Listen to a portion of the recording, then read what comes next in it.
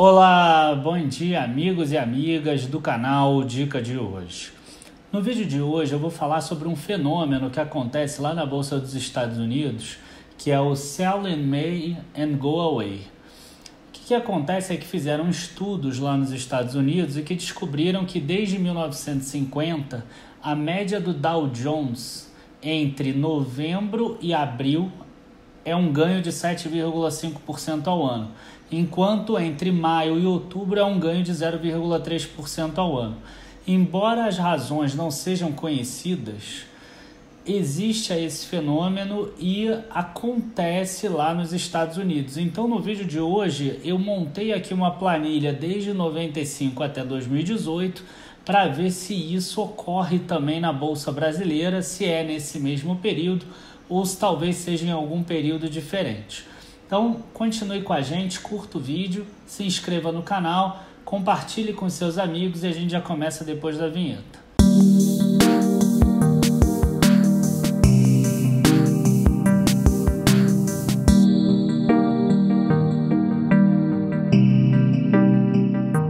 Bom, para vocês verem aqui, os dados todos foram tirados do site www.investing.com e eu organizei dessa forma para ficar cada um aqui os meses. Então, em maio de 95 teve uma queda de 2,44% o índice Bovespa.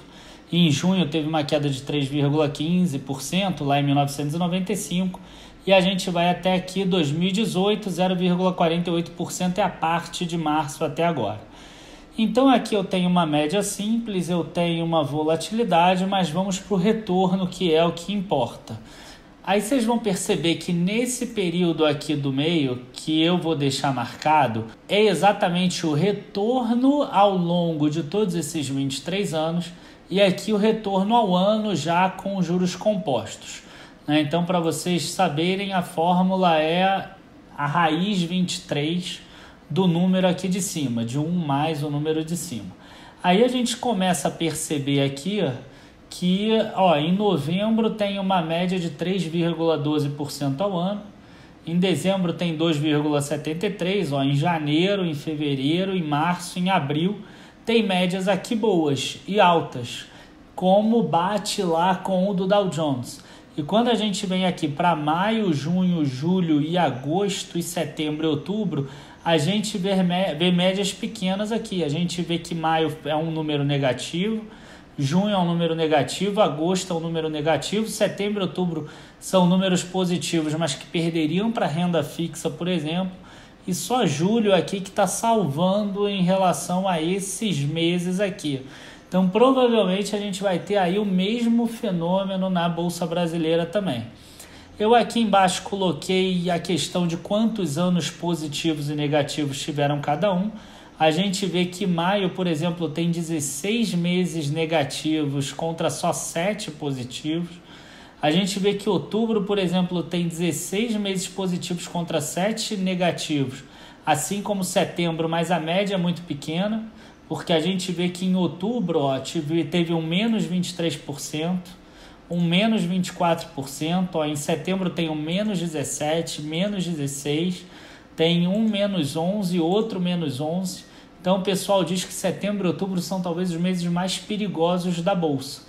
Se você pegar a quebra do Lehman Brothers foi em setembro, se você pegar a crise da Bolsa de Nova York de 1929 foi em outubro, enfim, muitas coisas acabam se concentrando em setembro e outubro, também sem aí motivos aparentes. E aí a gente começa a passar aqui para tentar descobrir por trimestre primeiro, se existe algum trimestre que seja melhor do que o outro. E aí a gente vem para essa outra parte aqui, que é uma outra planilha, que a gente tem variações de janeiro a março, de fevereiro a abril, de março a maio e assim por diante. Quando chega aqui em novembro, seria novembro, dezembro e aí janeiro do ano seguinte. Dezembro seria dezembro de um ano, janeiro do ano seguinte e fevereiro do ano seguinte mesmo. Então a gente percebe aqui quando a gente vem no retorno, que é a parte mais importante, a gente percebe que quando começa em novembro, a gente tem aqui um retorno de 484%. O que significa isso? Significa você comprar a bolsa em novembro de 95 e vender em janeiro de 96. Depois comprar de novo em novembro de 96 e vender em janeiro de 97. Depois comprar em novembro de 97 e vender em janeiro de 97. De 98. A pessoa que fez essa estratégia ganhou 7,98% ao ano, 484% aí de retorno acumulado. Os outros 9 meses ela poderia, por exemplo, ter botado na renda fixa, tá? Mas esse valor aqui é o maior da série e a gente vê que por vários trimestres seguidos aqui tem uma média superior a 7%. E aqui a gente está falando de 7% por trimestre, que é muito bom, né? É bastante coisa. A gente não está falando de 7% ao ano, a gente está falando de 7% por trimestre. E aí a gente vê também que a quantidade de números negativos aqui vai diminuindo cada vez mais. A gente vê que agora, somente aqui, de março a maio, a gente tem mais negativos do que positivos. Mostrando também aquela ideia que quanto mais tempo você permanece na bolsa, menor o teu risco. Mesmo que seja aí 3 meses ou, né, um pouco mais de tempo. Algo também que me chamou muita atenção é que os maiores retornos aqui que a gente vê, de novembro a janeiro, de dezembro a fevereiro, aí depois a gente tem de janeiro a março e de fevereiro a abril, eles têm volatilidades pequenas, 13%, 13%, 13% e 11%. Quando a gente pega aqui esse período do meio, que é exatamente o período que em tese está rendendo menos, tem volatilidades maiores aí. E isso é um contrassenso em relação à relação de risco e retorno existente. Então é algo aí também a se pensar. E aí finalmente a gente vem aqui para a parte do semestre. A mesma coisa, de janeiro a junho, de fevereiro a julho, março a agosto. Quando a gente tem aqui de outubro a março, seria, por exemplo, esse número 2005 aqui, 20,16%, é de outubro de 2005 até março de 2006. Quando a gente pega esse número aqui, 5,97%, é de novembro de 2011 até abril de 2012, tá? E assim por diante. E aí a gente tem aqui os retornos. E a gente percebe que exatamente de novembro a abril, exatamente como é no Dow Jones, o sell in May and go away, né? De novembro a abril, a gente vê aqui uma alta de 15,58% ao ano, mas no caso nesse semestre. O de de maio até outubro a pessoa poderia botar o dinheiro na renda fixa. O que me chama mais atenção é perceber que esse 2.693% é maior inclusive do que o valor que se você deixasse na bolsa o período inteiro. A bolsa aí rendeu 2.148%. Isso é facilmente explicado aqui, quando a gente pega o maio a outubro, em que o retorno foi de menos 19% nesse período.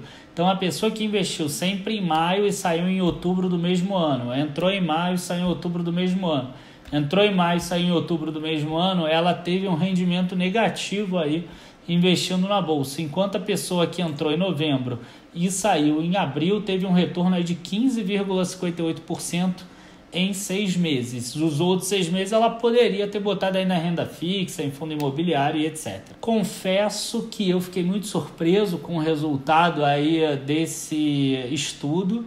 Eu vou estudar mais ainda sobre isso para tentar descobrir motivos para que isso aconteça também no Brasil.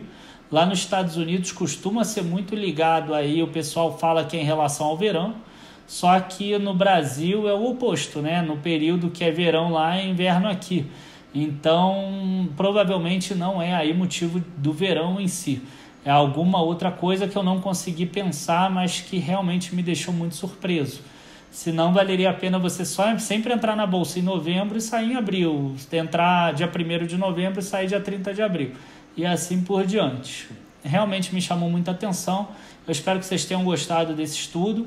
Eu não tenho conclusão, mas realmente acontece o que acontece lá no Dow Jones. Eu queria agradecer aí a todos, queria também pedir para que vocês conhecessem lá a área de membros, o endereço que está aparecendo aqui embaixo, https://areademembros.dicadehoje7.com.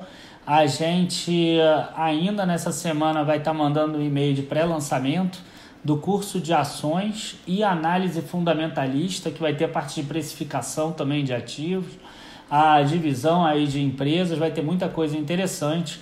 Então já cadastra lá teu e-mail para você receber essa oferta. Muito obrigado a todos, abraços e bons investimentos. Tchau, tchau.